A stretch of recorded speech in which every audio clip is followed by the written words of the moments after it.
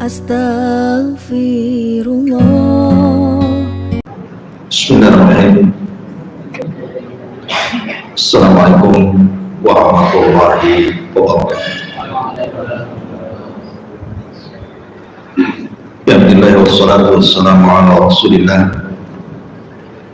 wa ala alihi wa sahbihi wa mawala wa la hawla wa la quwwata illa billahi wa ba'd. Alhamdulillah, di malam hari ini kembali kita duduk untuk thalabul ilmi di Masjid Pontrenis ini, tanpa salawat dan iringan salam kita hadiahkan kepada Rasul kita Nabi besar Muhammad sallallahu alaihi wasallam. Lanjutkan kajian tafsir kita dan bicara dulu, kita stop dulu, lanjut ke kajian tafsir. Kita masih melanjutkan ayat ke-83. A'udzubillahi minasyaitonir rajim. Bismillahirrahmanirrahim. Wa id akhadna mitsaqa bani Israila la ta'buduna illallah wa bil walidaini ihsana wa lil qurba wal yatama wal masakin wa qulu lin nasi husna wa aqimus salata wa atuz zakata thumma tawallaytum illa qalilan minkum wa antum muridun. Jadi ayat ini masih membahas perjanjian antara Bani Israel dengan Nabi Allah Musa, dan kita sudah menjelaskan diantaranya tidak boleh menyembah kecuali kepada Allah, kemudian berbuat baik kepada kedua orang tua, kemudian kepada kerabat, kemudian kepada anak-anak yatim dan miskin. Maka malam ini kita akan membahas wa qulu linnasi husna, dan ucapkanlah kepada manusia dengan ucapan yang baik atau santun. Ma'asyiral muslimin yang dimuliakan Allah Subhanahu wa taala, kita tahu bahwa Islam itu bukan hanya mengajarkan akidah dan ibadah saja, tapi Islam juga mengajarkan akhlak. Dan akhlak itu yang paling tercermin adalah dari ucapan, karena ini yang banyak memasukkan orang ke neraka. Sampai-sampai Mu'adz bin Jabal radhiyallahu anhu ketika berdialog dengan Nabi sallallahu alaihi wasallam, apakah lantaran lisan-lisan kita ini wahai Rasul kita akan masuk ke dalam jahannam? Maka Rasul mengatakan, sakilatka ummuka ya Mu'adz, celaka wahai engkau wahai Mu'adz. Wa hal yakubun nas fi nari jahannam illa khasaidu alsinatihim. Bukankah kebanyakan manusia, kata Rasul, masuk neraka jahannam itu karena hasil lisannya? Karena dari seluruh anggota badan kita yang banyak melakukan dosa itu lisan. Makanya Nabi SAW selalu menasihati soal menjaga lisan dan afatul lisan, bahaya lisan. Ma'asyiral muslimin yang dimuliakan Allah Azza wa Jalla,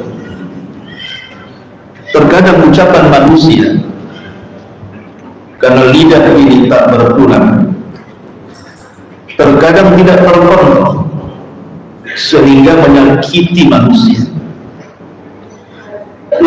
yang disakiti itu terkadang dia sakit, terkadang dia mati pelan-pelan, terkadang dia merasa malu, terasa direndahkan dan dihinakan, terkadang juga melahirkan dendam dan ingin membalas, terkadang juga dia menyendiri dan tidak mau membuka pintu karena ucapan orang. Jadi dampak ucapan orang itu bukan dampak biasa, bisa sampai membunuh dan bunuh diri karena rasa malu yang ditanggung. Makanya sering saya nasihati ikhwan-ikhwan semuanya dan akhwat, terutama akhwat. Kenapa saya nasihati terutama akhwat? Karena Nabi SAW kalau mencontohkan soal bahaya lisan itu kebanyakan perempuan. Contoh, ketika Nabi SAW ditanya dalam sebuah hadis ini diriwayatkan Imam Bukhari di dalam Adabil Mufrad.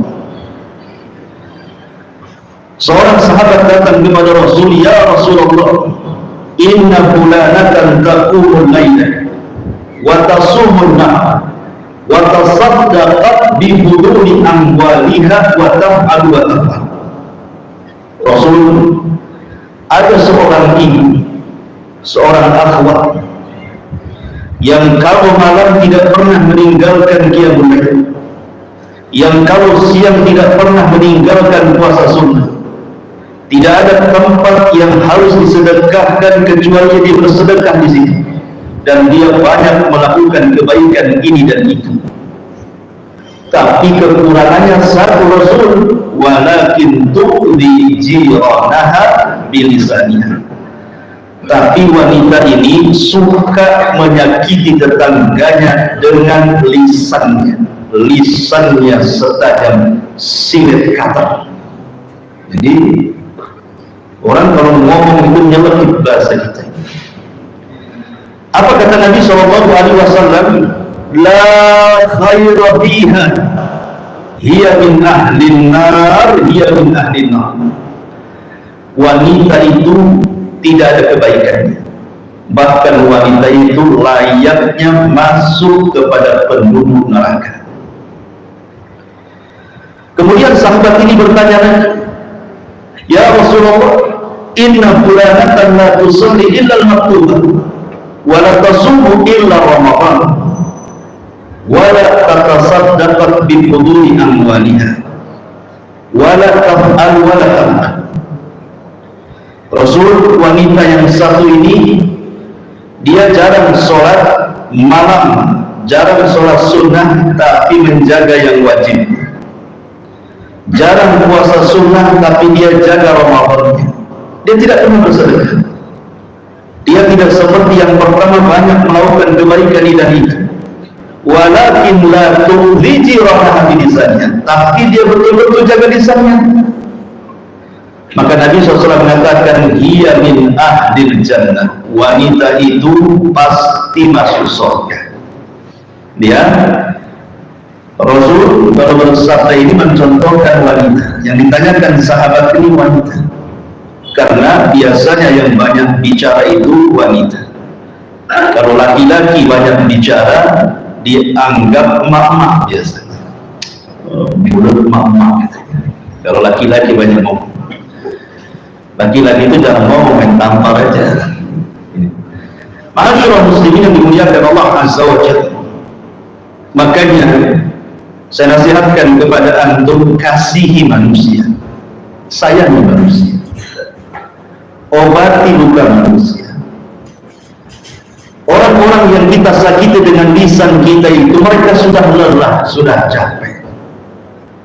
Mereka sudah punya pekerjaan di rumahnya, sudah mengurus anak-anak, mungkin suaminya bekerja dari pagi sampai sore, memeras keringat, banting tulang, kaki di atas, kepala di bawah, bahasanya gitu. Sudah lelah mereka dengan kehidupan mereka, tiba-tiba antum pula kemudian lebih melelahkan mereka dengan ucapan. Mereka sudah lelah. Kita buat lelah lagi. Karena ucapan manusia yang menyakitkan itu lebih melelahkan dibandingkan dia bekerja dari pagi sampai sore.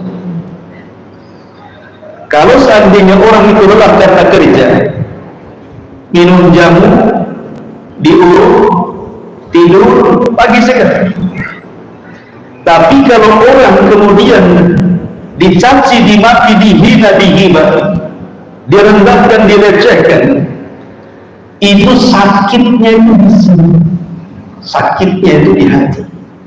Bangun tidur itu nggak ada pil yang bisa untuk mengobati, nggak ada. Buyar bintang dulu tak bisa. Kenapa demikian? Karena kalau orang sudah tersakiti, sulit untuk dihilangkan itu sakit hatinya, sulit sekali. Makanya meminta maaf itu berat, dan yang memaafkan jauh lebih berat lagi. Oleh karena itulah maka sayang mereka, jangan disakiti.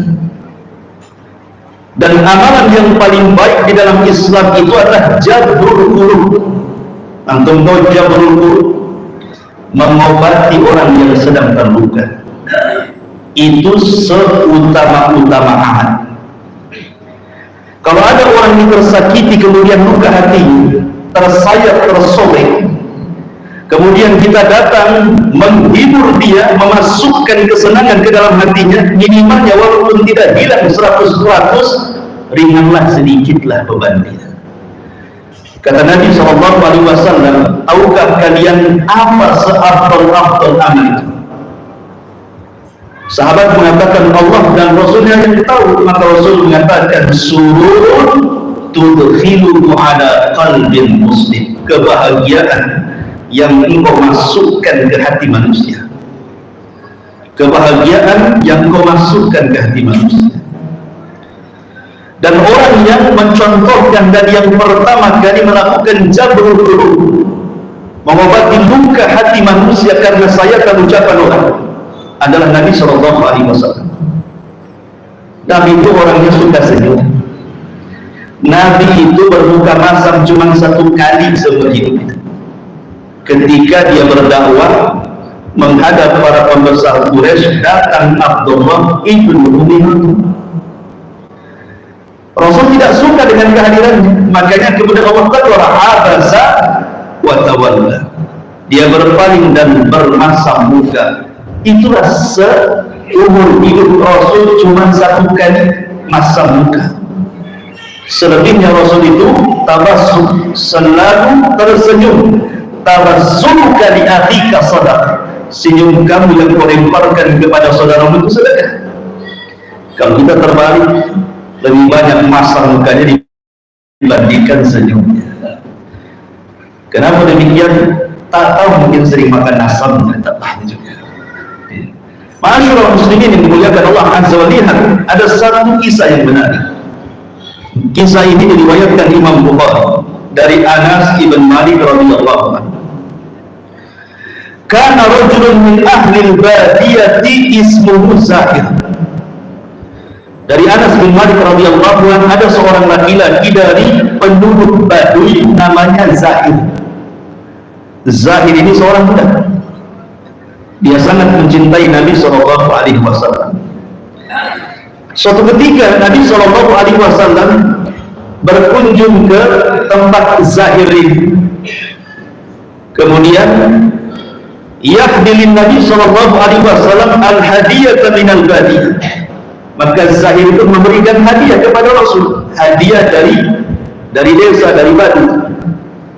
Dan Nabi SAW tidak pernah menolak hadiah. Rasul itu hanya menolak sedekah. Kalau hadiah diterima. Kalau kita main tempat saja, mau sedekah, mau hadiah, mau dompet ketemu di jalan. Jadi akhirnya kemudian suatu hari Nabi SAW itu tidak pernah melupakan kebaikan orang. Lain dengan kita, selalu melupakan kebaikan orang. Sudah ditolong, pinjam hutang, dihutangi, itu kan kebaikan. Harusnya kita balas, kembalikan uang itu kan. Ini tidak. Yang garang yang hutang dibandingkan yang dihutangi. lebih garang zalimnya.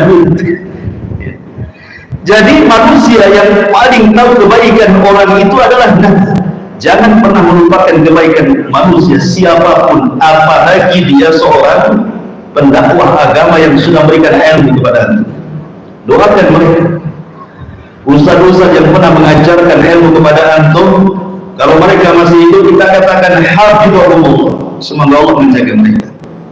Kalau mereka sudah meninggal, rahimahumullah, semoga Allah merahmati mereka. Jangan sombong. Akhirnya kemudian Nabi SAW ingin datang ke rumah Zahir. Dicarinya Zahir tidak ada. Rupanya Zahir sedang di pasar, sedang ke pasar. Kemudian orang-orang beritahu Zahir ada di pasar. Nabi Rasul pun ke pasar. Maka tahu bahwa satu pasar, siapa yang tidak kenal Nabi Sallallahu Alaihi Wasallam? Rasul seorang yang dihormati, tiba-tiba melihat Zahir. Zahir ini orang yang kecil, mungkin bahasa kitanya cebol gitu, kecil. Tiba-tiba dipeluk dari belakang, orang-orang pun mentertawakan yang dilakukan Nabi Shallallahu Alaihi Wasallam, karena Zahir tidak tahu siapa yang memeluk di belakang. Tiba-tiba dia melirik sedikit, rupanya Nabi Shallallahu Alaihi Wasallam senang dia. Maka Nabi Shallallahu Alaihi Wasallam kemudian memasukkan kesenangan kepada Zaid dengan bercanda. Apa kata Nabi Shallallahu Alaihi Wasallam? Man yashtari hadzal abd, siapa yang mau membeli budak ini? Bercanda Rasul mengatakan seperti itu. Kata Zahir, ya Rasulullah, idzan wallahi tajiduni kasidan. Rasul, siapalah yang mau membeli aku? Aku ini orang yang jelek, tidak ada orang yang mau membeliku. Maka Nabi SAW mengatakan, bal anta indallahi ghalib. Tidak wahai Zahir, mungkin di mata manusia kau diremehkan, tapi engkau memiliki kedudukan di hadapan Allah. Begitu Rasul memasukkan apa? Jabrul qulub, ya. Makanya jangan sakiti orang. Biasakan kita ini menghibur orang. Walaupun kita sedih, dapat hibur orang, supaya dengan menghibur orang kesedihan kita pun berkurang. Ma'asyiral muslimin yang dimuliakan Allah Subhanahu wa ta'ala. Atau kita lihat bagaimana Nabi SAW datang ke rumah Ummu Salamah. Ketika itu Ummu Salamah sedang sedih sekali karena suami yang dicintainya meninggal dunia, Abu Salamah.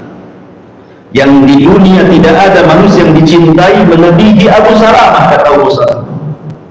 Tak tahu istri aku ngomong itu, saya tidak tahu.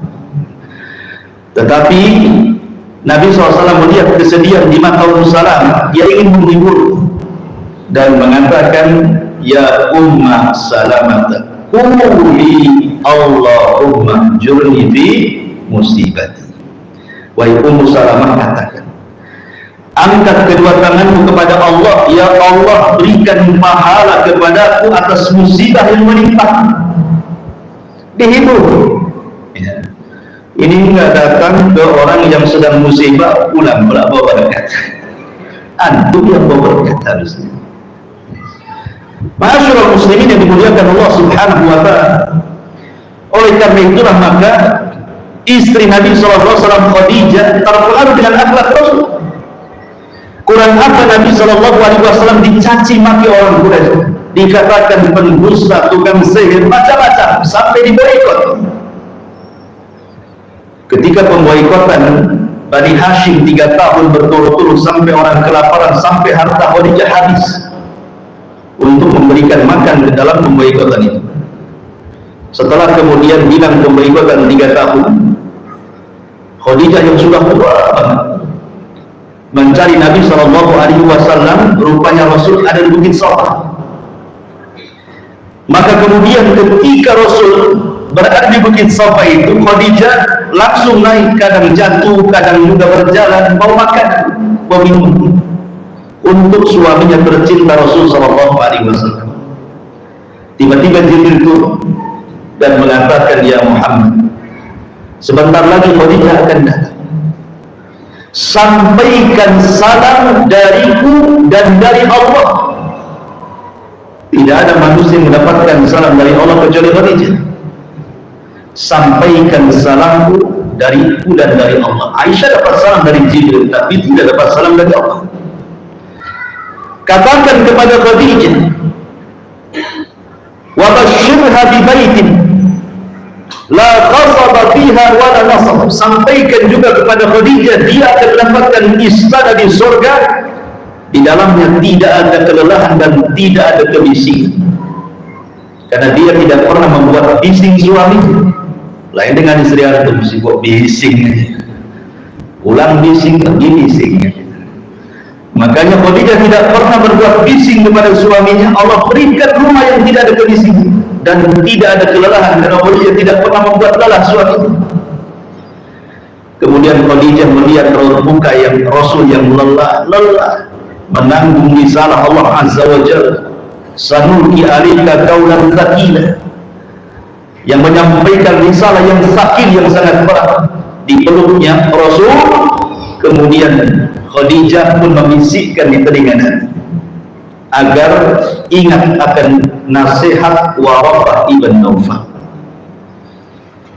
bahwa siapapun yang membawa apa yang kau bawa pasti akan disakiti. Bersabarlah wahai suami. Maka diperlukan itulah malaikat maut datang dan mencabut nyawa Khadijah. Khadijah meninggal di pelukan Rasul, dan Rasul meninggal di pelukan Aisyah radhiyallahu anha. Kembali ma'asyiral muslimin yang dimuliakan Allah Subhanahu wa taala. Oleh karena itulah maka di sini Allah Subhanahu wa taala perintahkan wa qul lin-nasi husna, ucapkan ucapan yang santun kepada manusia. Kata Nabi sallallahu alaihi wasallam, man kana yu'minu billahi wal yawmil akhir falyaqul khairan aw liyasmut. Barang siapa yang beriman kepada Allah dan hari akhir, katakan ucapan yang santun, kalau tidak bisa. Tetapi saya ingin menasihati juga, ini risalah kepada orang-orang yang mungkin hatinya sudah disakiti manusia, hatinya sudah pecah dan retak karena ucapan manusia. Bagaimana caranya untuk supaya kembali pulih? Terkadang orang-orang yang disakiti itu ikhwatul fiddin yang dimuliakan Allah Azza wa Jalla bisa bertahun-tahun tidak sembuh dari ucapan manusia, sampai terkadang dia harus pindah rumah gara-gara tetangganya, bahkan harus pindah kota karena tidak mau, bahkan harus masuk rumah sakit, bahkan harus kemudian dia menanggung mat dan begitu seterusnya. Kalau seandainya kita ini anggaplah orang atau korban yang disakiti manusia, kira-kira apa yang harus antum lakukan? Di sini ada beberapa kaidah. Yang pertama, sampaikan kepada istri antum, karena yang suka sakit hati kan perempuan biasanya. Laki-laki jarang sakit hati, laki-laki sakit jantung biasanya.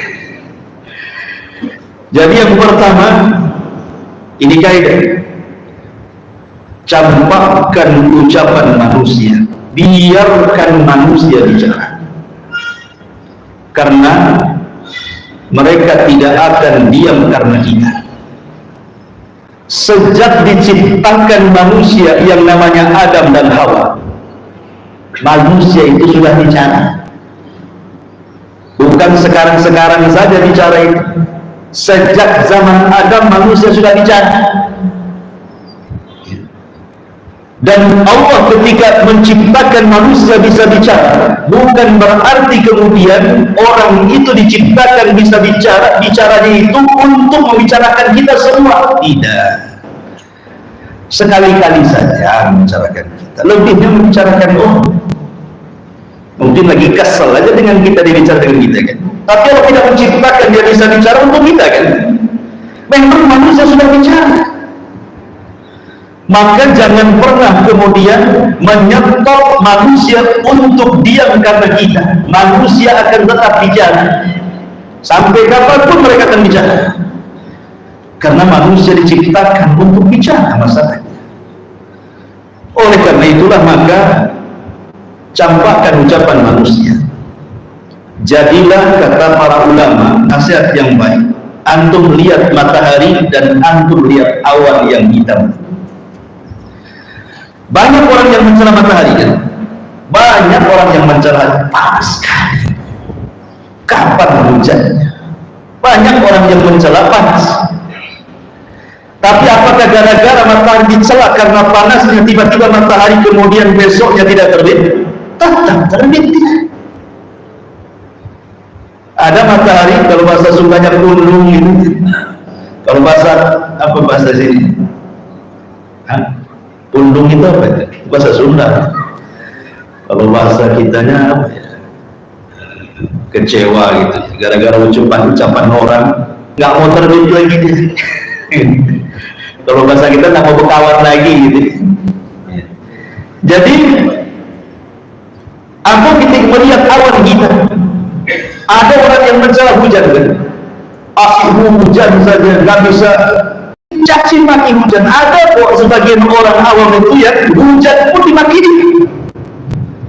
Tapi apakah gara-gara kemudian hujan akhirnya dimaki, kemudian besoknya tidak hujan dan seterusnya tidak hujan? Tidak, juga tetap aja dia hujan. Maka jadilah matahari dan awan. Kalaupun antum dicaci maki, biarkan saja. Sampai kapanlah orang itu mencaci maki kita? Manusia itu akan bicara, biarkan dia bicara. Sesuka dia, biarkan dia bicara.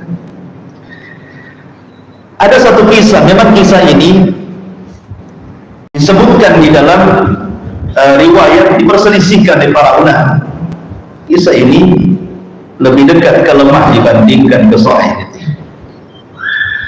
Ketika Allah Subhanahu wa taala mengatakan, ya ayyuhalladzina amanu la taqulu kalladzina adaw Musa fabarra'ahu Allahu mimma qalu wa kana indallahi wajiha. Wahai orang-orang yang beriman, janganlah seperti orang-orang yang menyakiti Nabi Musa dengan lisannya. Maka Allah Subhanahu wa taala melepaskan ucapan-ucapan itu, menyelamatkan Nabi Musa, dan Allah berikan kedudukan yang tinggi Musa di hadapannya. Ikhwan, Nabi Musa itu nabi yang paling masyhur dari nabi-nabi Bani Israel, tidak lepas dari cacian Bani Israel. Dia nabi yang paling banyak dimaki sama Bani Israel. Sampai Allah mengatakan, jangan seperti orang yang suka menyakiti Musa dengan ucapannya. Makanya Rasul sampai mengatakan, rahimallahu aku Musa udiya katsiran wa. Semoga Allah merahmati Nabi Musa, banyak ujiannya dari Bani Israel dan dia berusaha. Jadi suatu ketika Musa ini, kemudian dia kan kalimur rahman, nabi yang suka berbicara dengan Allah Azza wa Jalla. Itulah kuliah yang disematkan kepada dia. Jadi dia mengatakan kepada Allah Subhanahu wa taala, ya Rabb innan nas yaquluna fiyya ma laysa fiyya. Ya Rabb, manusia ngomong macam-macam tentang diriku padahal aku tidak pernah memiliki apa yang mereka katakan. Tolong lepaskan dari keburukan mereka. Apa jawaban Allah Subhanahu wa taala? Ya Musa, lam aj'al dzalika li nafsi fa kaifa aj'aluhu laka. Ya Musa, jangan lagi dirimu, aku pun tidak selamat dari celaan makhluk. Allah saja dicela, apalagi Nabi Musa, apalagi kita. Allah dikatakan salisu salasa, satu di antara tiga Tuhan. Allah Subhanahu wa taala dikatakan bakhil oleh orang-orang Yahudi. Mereka mengatakan, innallaha fakir wa nahnu aghniya. Allah itu fakir, kami yang kaya, kata orang Yahudi. Aku saja loh tidak lepas dari celaan makhluk. Apalagi kamu, apalagi antum. Paham? Maryam, ibu-ibu ingatkannya di atas ke di bawah, samping kiri ke samping kanan, di mana-mana lah pokoknya ibu. Maryam itu wanita suci, tidak pernah keluar dari mihrab. Kerjanya hanya ruku, sujud, zikir, ibadah. Itulah Maryam. Tetapi wanita sesuci Maryam tidak lepas daripada tuduhan. dituduhnya dia berzina, dan Isa anaknya dikatakan anak zina. Sampai sekarang orang-orang Yahudi menganggap Maryam itu berzina. Ummul Mukminin Aisyah radhiyallahu anha juga sama mendapatkan tuduhan dari siapa? Dari orang-orang munafik bahwa Aisyah berzina dengan Safwan ibn Mu'attil, sampai tersebar tuduhan zinahnya Aisyah dengan Safwan pada tidak benar di seantero kota Madinah. Kalau saat itu ada WhatsApp, kalau saat itu ada Instagram, kalau saat itu ada YouTube, mungkin akan dibuat media oleh orang-orang munafik untuk disebarkan berita hoax. Kalau sekelas Aisyah radhiyallahu anha, Maryam tidak lepas dari celana, apalagi mama di atas, lebih lagi dicela. Jadi campakkan ucapan manusia, jadikan ucapan manusia seperti gubar. Tahu gubar? Seperti debu, biarkan mereka bicara. Mereka itu tidak akan berhenti bicara. Mereka terus bicara. Karena mereka terus bicara, ngapain kita ladeni? Biarkan saja. Ma'asyiral muslimin yang dimuliakan Allah Azza wa Jalla. Yang kedua, ini penting. Berjalanlah antum dengan takdir Allah. Berjalanlah dengan takdir Allah. Sehebat apapun manusia mencaci maki antum, tidak akan mengurangi rezeki antum. Tidak akan. Sehebat apapun manusia merendahkan, menghina dengan kata-katanya, tidak mungkin memendekkan umur antum. Contohnya, Nabi SAW dicela oleh pamannya Abu Lahab. Tabbat laka sa'iral yawm, alihada jama'tana. Celaka wahai Muhammad, satu hari ini, untuk ini kau kumpulkan kami semua. Kemudian dimakinya Nabi SAW. Itu dari Abu Lahab. Belum dari Abu Jahal. Mengumpulkan orang, kira-kira yang layak tuduhan kepada Muhammad itu apa? Muncullah kalimat sahir, muncullah kalimat kahin, muncullah kalimat syair, muncullah kalimat majnun, dan begitu seterusnya. Tiba-tiba terjadi perang Badar. Siapa yang wafat duluan? Abu Jahal mati duluan. Yang mencela Nabi, dia yang wafat duluan.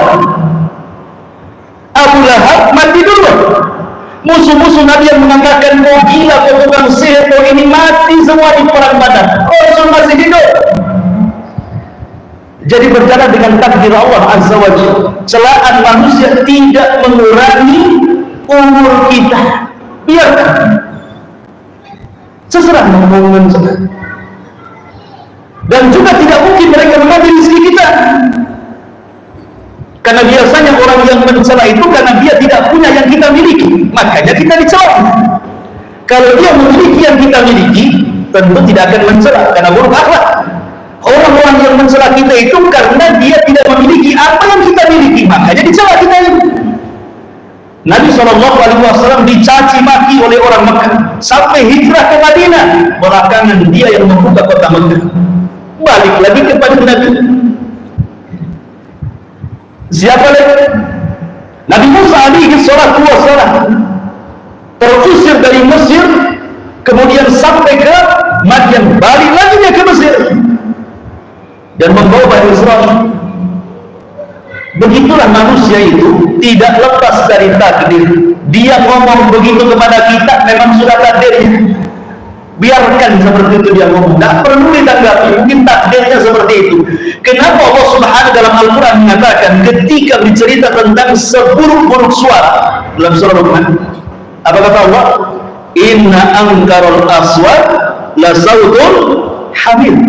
Seburuk-buruk suara itu adalah suara keledai, bukan kedelai, keledai. Ya. Itu seburuk-buruk suara katanya. Allah yang menciptakan keledai, Allah yang membuat bicara keledai, Allah yang mengatakan seburuk-buruk suara keledai. Apa maksudnya? Allah yang menciptakan keledai, Allah yang menciptakan suara keledai, Allah pula yang mengatakan seburuk-buruk keledai. Jadi kalau ada orang yang buruk ucapannya, dia yang menciptakan Allah, ya kan? Dia pula yang menciptakan manusia bisa bicara. Kemudian berbuat buruk kepada kita dengan ucapannya, maka Allah mengatakan dia orang yang seburuk-buruk manusia. Jadi ada orang-orang itu kayak keledai. Jadi kalau ada orang yang mencaci maki antum, siapa dia? Keledai gitu. Gitu ya, paham ya? Jadi tenanglah kita ini ya, tapi jangan lupa antum dikeledai-keledaikan, dasar keledai lagi. Ini saya menceritakan ya, sudah anggap saja, biarin saja. Tapi antum berjalan dengan takdir, tenang antum kalau berjalan dengan takdir. Sebelum dia mencaci maki kita, sudah ditulis 500 tahun sebelum Allah menciptakan langit dan bumi bahwa dia akan mencaci maki kita. Lalu apa masalahnya? Antum akan menyebab dia tidak bisa mentakdirnya, hari itu dia harus ngomel sama antum. Makanya tenang hati antum di sini. Ini yang kedua. Yang ketiga, pandang sejarah Nabi. Apa sih musibah yang antum rasakan itu? Semua pernah dialami Nabi. Apa? Antum dicaci maki, Nabi dicaci maki. Bahkan mungkin lebih. Antum belum pernah dilempari batu, Nabi sudah dilempari batu. Antum belum pernah dilempari kotoran, Nabi sudah dilempari kotoran. Antum belum pernah diletakkan duri-duri depan rumah, Nabi sudah letakkan duri depan rumah. Dia sekarang beling atau paku gitu. Biasanya paku itu ditaruh jalan-jalan sama bengkel tambah motor. Kalau tidak jujur itu. Jadi lihat sejarah Nabi. Kalau sejarah Nabi itu kita lihat dari sisi musibahnya, kita tenang. Ya, sejarah Nabi itu kan bangkit dari lahir sampai meninggal. Tapi kita lihat musibah yang diderita Nabi. Kalau kita katakan anak kita meninggal, Nabi itu anak-anak yang meninggal dunia semua. Ada yang bayi, ada yang sakit. Kalau kita merasa kita ini fakir miskin, Nabi pun pernah fakir miskin mengembala kambing fil qarar, di tempat-tempat orang kaya, orang Arab yang sedikit upah. Kalau kita pernah sakit, Nabi juga sakit. Apa masalahnya? Makanya kalau seandainya kita dicela, Nabi saja dicela, tenang kita. Ini poin yang ketiga. Poin yang keempat, jangan mengharap semua manusia ridha kepada antum. Karena ada istilah apa namanya, ridhon nas ghayatun la tudhah, bahwa mencapai keriduan manusia itu sesuatu yang mustahil didapat. Berbuat baik saja dicaci, apalagi berbuat jahat. Ustaz saja dicaci, dimaki. Ustaz jelas-jelas ustaz gitu ya, tergelincir dia sedikit pun habis lagi. Tergelincir sedikit sudah habis, apalagi yang itu. Jadi kita katakan bahwa jangan mencari itu manusia, mustahil. Berjalanlah normal manusia, karena sudah azan yang terakhir. Letakkan ucapan manusia di bawah kaki antum, ya Allah. Letakkan ucapan manusia di bawah kaki antum, supaya hati antum itu tidak bergerak. Hatinya orang-orang yang berakal, hatinya orang-orang mulia itu la tataghayyar, tidak mungkin berubah. Mau dicela orang tetap seperti itu, mau dipuji orang tetap seperti itu. Jadikan pujian dan juga celaan itu sama. Jangan kalau dipuji besar kepala, kalau dicela kecil pula kepala. Jangan seperti itu. Hati orang mulia itu tidak akan berubah. Anda memuji saya, tetap saja saya seperti ini. Anda mencela saya, tetap saja saya berdiri seperti ini. Maka kita bisa menguasai diri sendiri. Karena kemuliaan itu ada pada diri sendiri. Kalau memang kita sudah diangkat oleh Allah Subhanahu wa ta'ala, derajat kita satu dunia merendahkan, tidak mungkin kita rendah. Tapi kalau Allah sudah merendahkan kita, satu dunia memuji kita, tidak mungkin terangkat. Maka ini kaidah, jangan benar ucapan manusia letakkan di kaki kita. Jadikan hati tetap menggunung, samakan antara celaan dan juga pujian. Oh, itu baru mantap. Ya, masih banyak kaidahnya, kita lanjutkan minggu depan. Subhanallah bihamdika asyhadu an la ilaha illa anta astaghfiruka wa atubu ilaik. Allahu ta'ala. Assalamualaikum warahmatullahi wabarakatuh.